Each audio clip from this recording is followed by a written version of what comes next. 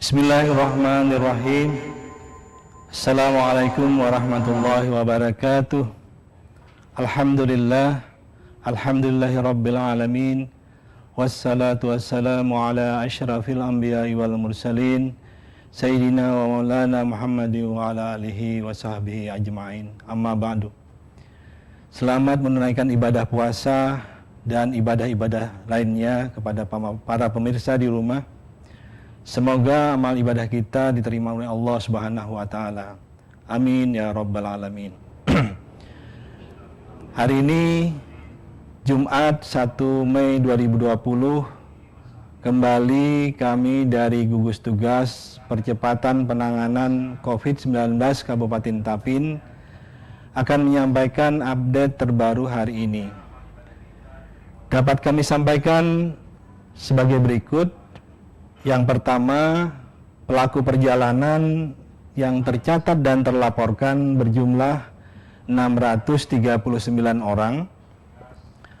Orang tanpa gejala yang pernah kontak dengan kasus positif COVID-19 sejumlah 7 orang. Orang dalam pemantauan yang masih masa pemantauan sejumlah 43 orang dari total ODP 103 orang. Jumlah PDP 0, jumlah kasus meninggal 1 orang. Kemudian jumlah total positif COVID-19 saat ini adalah 3 orang, yang terdiri dari 2 orang, yaitu yang kami beri kode RTU 2 dari Salamba Baris dan RTU 3 dari Kecamatan Binuang. Saat ini sedang dalam perawatan di Rumah Sakit Umum Datu Sanggu Rantau. Kondisi pasien saat ini masih dalam keadaan stabil. Kemudian B, 1 orang yang beri kode RTO 4 telah dilakukan rujukan ke Rumah Sakit Idaman Banjarbaru pada hari Senin 27 April 2020 sekitar pukul 21 WITA. Kami terima laporan bahwa kondisi pasien hari ini juga dalam keadaan stabil.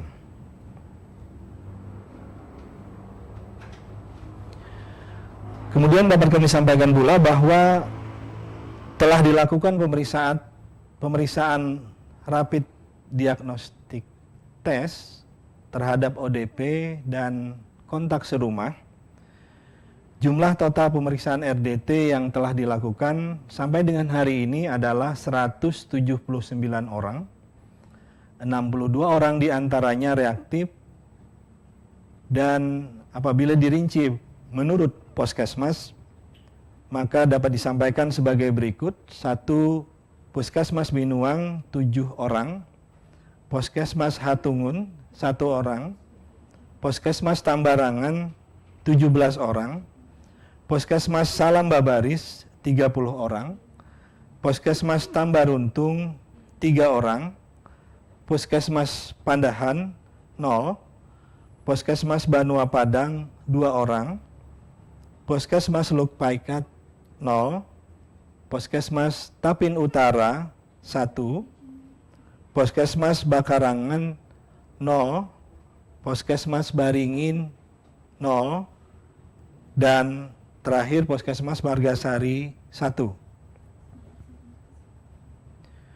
Kepada kasus RDT positif ini kemudian dilakukan pengambilan spesimen swab untuk pemeriksaan dengan metode PCR untuk memastikan bahwa yang bersangkutan terkonfirmasi positif COVID-19 atau tidak.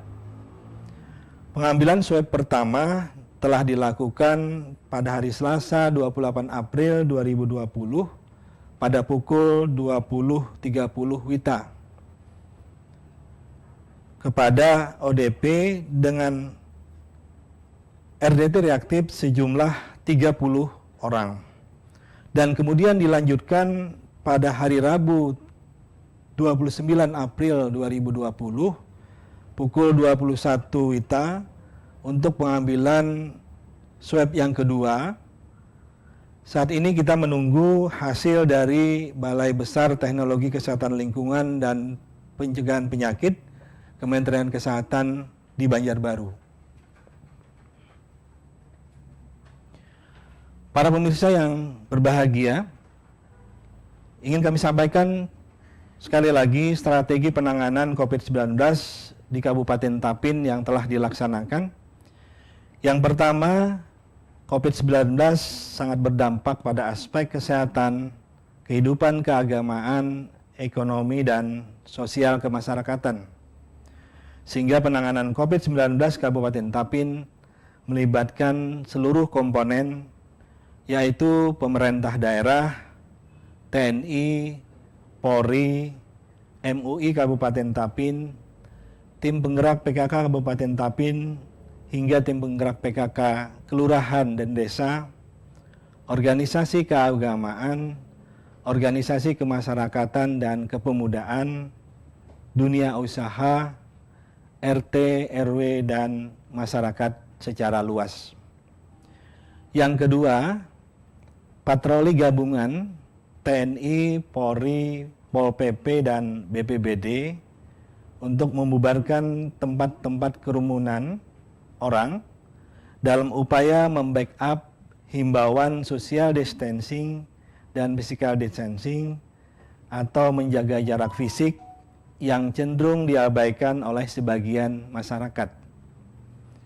Ketiga, pemerintah Kabupaten Tapin telah melakukan upaya penanganan COVID-19, salah satunya dengan membuat rumah isolasi berkelompok pada 3 lokasi. Lokasi pertama adalah di gedung SKB Rantau dengan jumlah orang ODP 21 orang. Kemudian lokasi kedua di Asrama Sepak Bola Kecamatan Binuang. Dan lokasi ketiga yaitu di Desa Sawang, Kecamatan Tapin Selatan. Kemudian kami sampaikan bahwa yang kegiatan keempat yaitu pemantauan kesehatan oleh tim gabungan TNI, Polri, Pol PP, BBBD, Dinas Perhubungan, dan tim kesehatan di 2 pos pantau yaitu batas kabupaten di Tungkap Kecamatan Binuang dan di Kecamatan Lokpaikat terhadap pelaku perjalanan masuk dan keluar Kabupaten Tapin mulai 13 April 2020 sampai dengan 27 April 2020. Kemudian dilanjut sejak hari ini Jumat 1 Mei 2020 sampai dengan 7 Juni nanti 2020 di 3 pos pantau, yaitu 2 pos pantau yang terdahulu yaitu Tungkap dan Lokpaikat, ditambah dengan 1 pos pantau lagi yaitu yang berada di Sungai Puting, Candi Laras Utara. Bapak dan Ibu hadirin pemirsa di rumah, dapat kami sampaikan bahwa penanganan COVID-19 di sektor kesehatan antara lain: 1. Penyelidikan epidemiologi oleh Poskesmas dan Dinas Kesehatan berupa pendataan, pencatatan dan pelaporan kasus, identifikasi dan tracking atau pelacakan terhadap pelaku perjalanan, ODP, OTG, dan PDP. Yang kedua, pemeriksaan rapid diagnostic test bagi ODP dan kontak serumah. Yang ketiga, pengambilan spesimen swab untuk pemeriksaan metode PCR bagi ODP dengan RDT reaktif. Kemudian kegiatan keempat yaitu kegiatan promotif, yaitu penyebarluasan komunikasi, informasi, dan edukasi tentang COVID-19 baik secara langsung maupun tidak langsung melalui media cetak ataupun elektronik, serta melakukan strategi pemberdayaan masyarakat yang tepat. Kemudian yang kelima, pencegahan, yaitu melalui penerapan perilaku hidup bersih dan sehat setiap waktu dan melakukan penyemprotan disinfektan di tempat-tempat umum, tempat ibadah, kantor-kantor, pasar, dan sebagainya. Kemudian yang keenam, upaya kuratif, yaitu yang pertama tata laksana ODP di puskesmas yang mengalami keluhan gangguan kesehatan. Kemudian yang kedua, tata laksana pengobatan pasien yang terkonfirmasi positif yang dirawat di Rumah Sakit Umum Datu Sanggul Rantau. Ketujuh, pemenuhan sarana dan prasarana berupa alat kesehatan, yaitu mobil ambulan, alat pelindung diri, masker, cairan disinfektan, RDT, VTM, obat-obatan, dan multivitamin lainnya.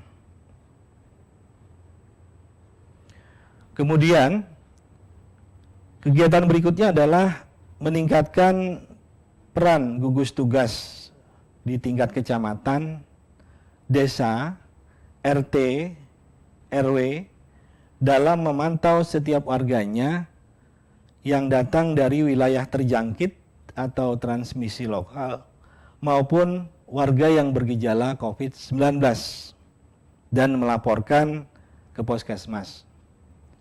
Kemudian melakukan upaya-upaya pencegahan melalui peningkatan informasi dan edukasi yang benar tentang COVID-19 kepada warga, serta melakukan disinfektan di tempat-tempat umum. Selain itu juga upayakan memantau ODP yang melakukan isolasi di rumah untuk patuh melakukan isolasi mandiri. Kemudian yang ketujuh, kepada masyarakat pelaku perjalanan dari daerah terjangkit dengan kasus positif COVID-19 ataupun dari daerah dengan transmisi lokal, diharapkan untuk dapat melaporkan diri ke puskesmas ataupun melalui call center yang ada dan agar melakukan karantina mandiri atau isolasi mandiri di rumah.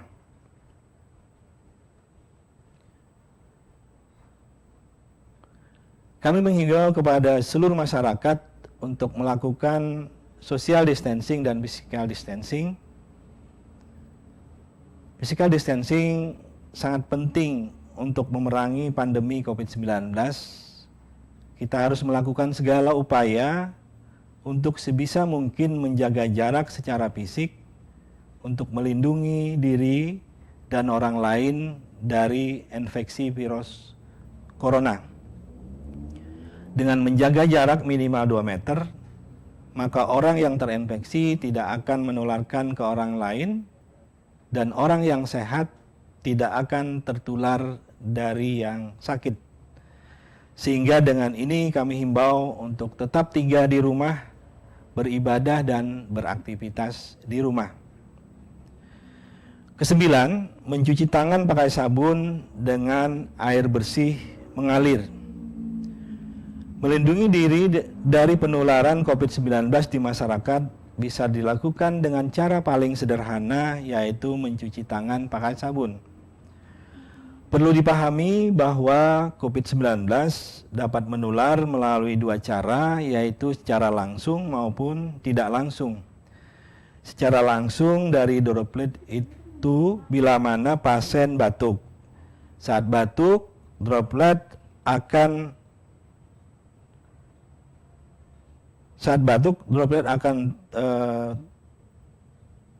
keluar dan akan terhirup oleh orang lain.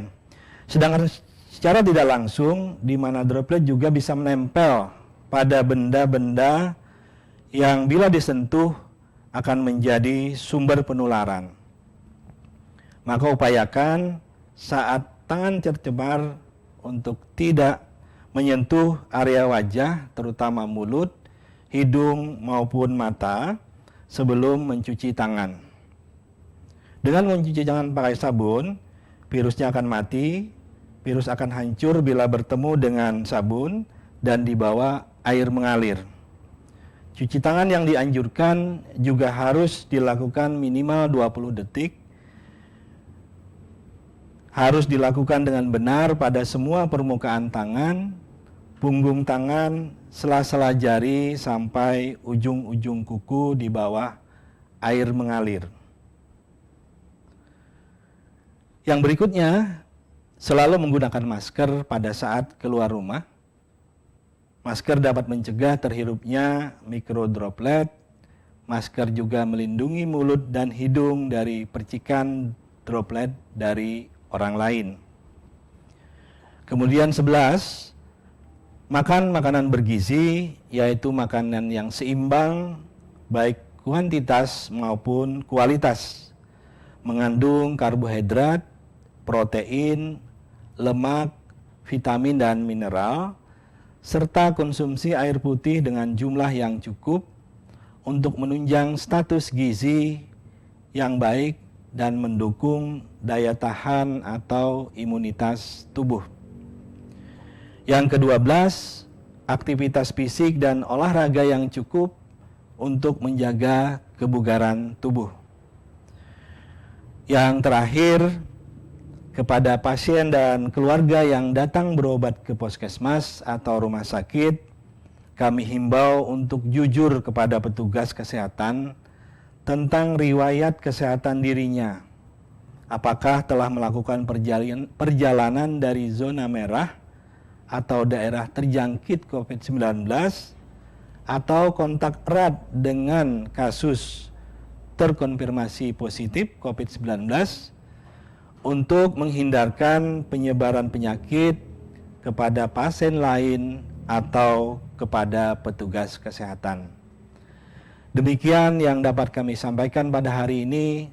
Terima kasih atas perhatian pemirsa. Kami akhiri dengan ucapan Assalamualaikum warahmatullahi wabarakatuh.